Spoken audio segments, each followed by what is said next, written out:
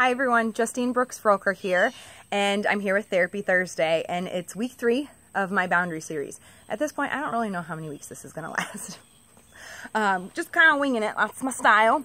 Okay, so we've talked about the fence metaphor, we've talked about people-pleasing, caretaking, and perfectionism, and I'm going to include those links in the comments below.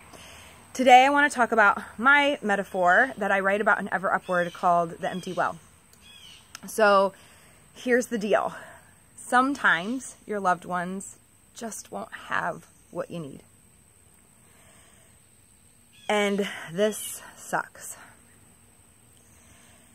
And our inability to accept that oftentimes means that we are resentful, that we disrespect our own boundaries over and over and over, and ultimately the relationship's not super authentic or connected, right? So I call this the empty well. I must stop going to the empty well looking for water.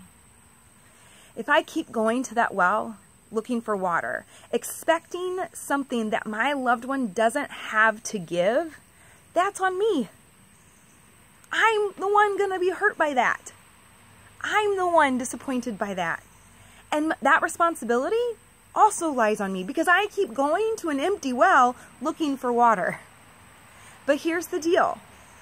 I'm not the kind of person that stops going to the well. I mean, I'm a therapist, right? I believe that people can change. I believe relationships can change. And so I'm going to keep going to the well. I'm going to go for the flowers. And I'm going to go for the green grass.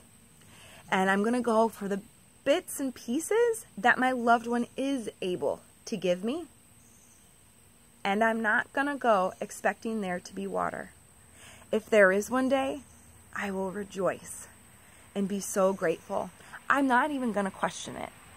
I'm going to receive it. It probably won't change my boundary that I'm still going to an empty well the next time I go until there's water in it a few times. Then that starts to build trust back up, which we'll talk about trust in a future video. So I'm going to go to the well for the other pieces, the parts that I know I can get from my loved one. We have to stop blaming people for not meeting our expectations, right? And if they're not meeting our expectations, instead of us saying that they don't love us or being always angry with them, we must change our expectations, and that's in accepting their limitations. So what this means for a lot of us is that we have to set boundaries. For some of us, it needs to be physical boundaries, and that you limit your time with that person. For some of us, it needs to be emotional boundaries. Maybe it's both. Emotional boundaries more so would be like, what do you kind of expect from that person? Like for some things that I've worked on with people in workshops and in intensives are like, so you maybe make that rule that you only talk with them on the phone. And when you do, you know that they're not going to ask about your life. And you want to have some semblance of a relationship with them because that's important to you. So you're going to continue to have that contact with them, but you're not going to expect them to ask about your life because that is expecting something that they're not able to give right now. And you're going to do the work within yourself to go find that in healthier other relationships, okay?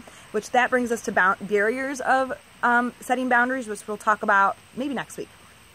So I want you to think about that. What are some boundaries that maybe you need to set physically, but also especially emotionally when it comes to your loved ones who are constantly disappointing you or you find yourself judging because they aren't meeting your expectations? Really, it's a shift for yourself. How can you accept their limitations? And do you need to begin the work of loving them from a little bit of afar, which is really hard and sad, which that's another barrier to boundaries, which we'll talk about next week. So I hope this helps a little bit and it's becoming a little bit clearer. So next week we will talk about barriers to boundaries, and this is what Brene has found in the research. But the metaphor of that empty well, are you going to an empty well looking for water? And what needs to change within yourself to cope with that? Because then your relationships will actually become fuller and more engaged and more real. And you might also realize that you're not going to have that super full and engaged relationship with that person, and you need to find it with someone else. I'll see you next week. Thanks so much.